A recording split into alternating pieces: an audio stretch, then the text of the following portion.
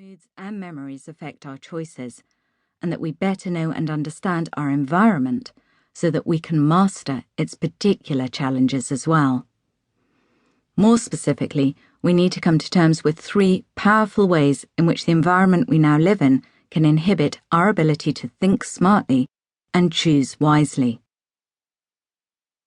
Drowning in the deluge.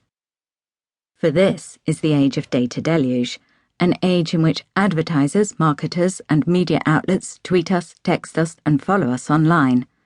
An age of Facebook news feeds and Amazon recommends. An age in which we are overwhelmed with information, increasingly to breaking point. A New York Times weekly edition contains more information than the average person in the 17th century was likely to come across in their entire lifetime.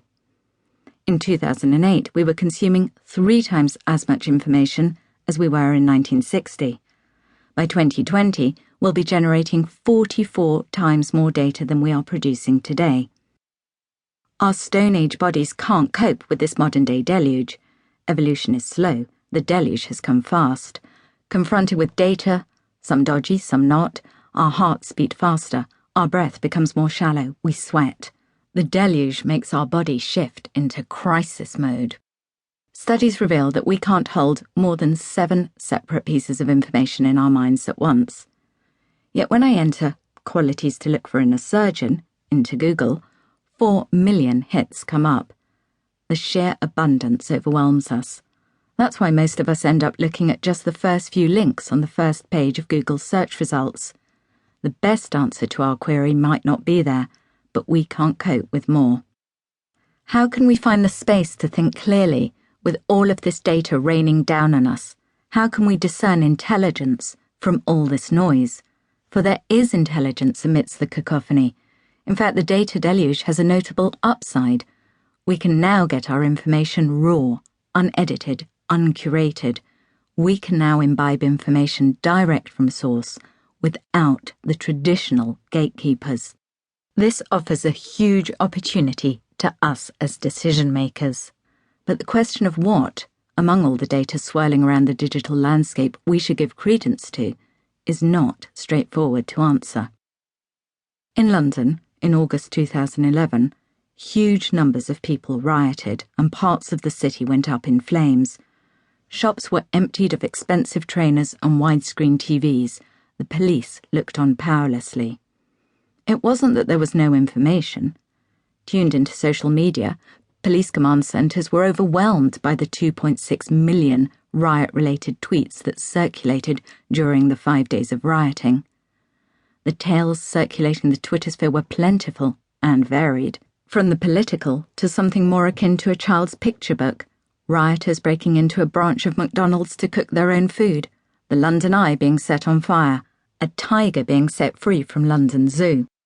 The problem was, in the face of so much information, how could the police work out which stories to trust and which to reject? Which leads should manpower be assigned to investigate? Which should be ignored?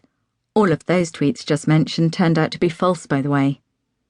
In the age of data deluge, with information so fractured and diffuse and arising from so many disparate sources, how do we know what to believe and what to reject so we are able to benefit from the digital dividend?